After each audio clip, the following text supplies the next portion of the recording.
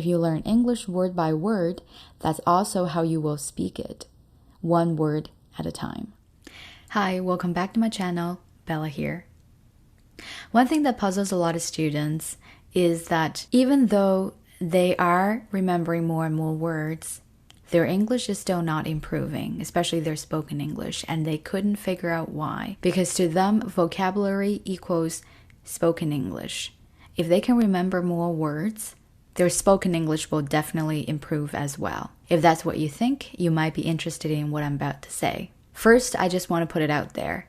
If you learn English word by word, that's also how you will speak it, one word at a time. And there are a few reasons why I think that vocabulary doesn't actually equal spoken English. So having a really, really massive vocabulary doesn't necessarily mean that you are going to speak English well. First of all, a lot of times we have a misunderstanding about what it means to know a word. Most of the time when we say we know a certain word, we either mean that we know the Chinese meaning of it, or we know how to spell it, or both. But do we really know it? Because if we really know it, it will show up in our daily conversations whenever we need to explain something or describe something, whenever we run into a situation where that word would be proper to use.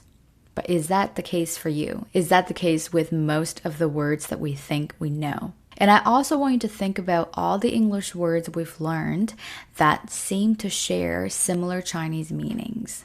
I used to have some students who like to remember new vocabularies by putting them together with other synonyms so that they can express the same meaning with 20 different English words. Now, I'm not saying that that's wrong to do, but usually when we do that, we leave out the English context. A lot of English words, when they're translated into Chinese, even though they sound like they should be used in similar situations or they should be interchangeable, they're actually not.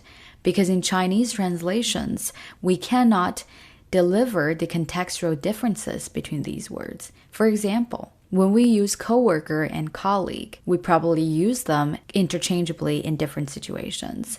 But in reality, colleague and coworker refer to slightly different people. Coworker usually refers to the person that works in the same organization as us, whereas colleague means that someone that works in the same profession. So that person might not be working in the same organization or institution as you do, but you still call them colleagues.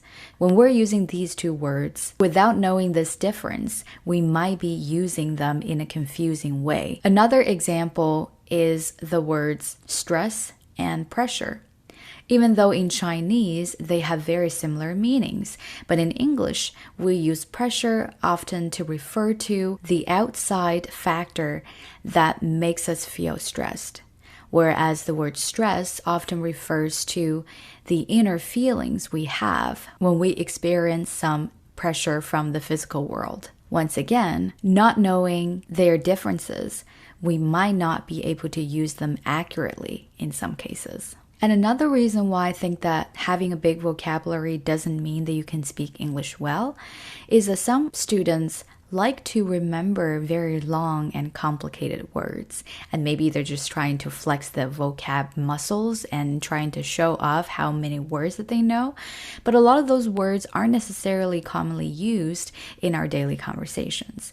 And as I've mentioned in one of my previous videos, 80% of the meanings that we're trying to express day to day can be very accurately delivered with 20% of our known vocabulary.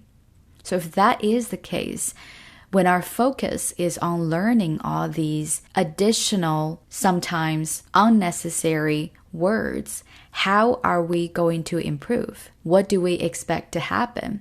Instead, a much more effective way for us to work on our word bank is to focus on the most commonly used words that we already know. Do you remember last time when you listened to a native speaker, you know all the words he or she is saying. You just weren't familiar with the particular usage of those words in the sentences. And that's what we should focus on. Go back to the 2,000 or 3,000 words that we learned in high school and relearn all the various usage those words can be used in and use them as much as you can. And that would be the best way for us to practice and improve.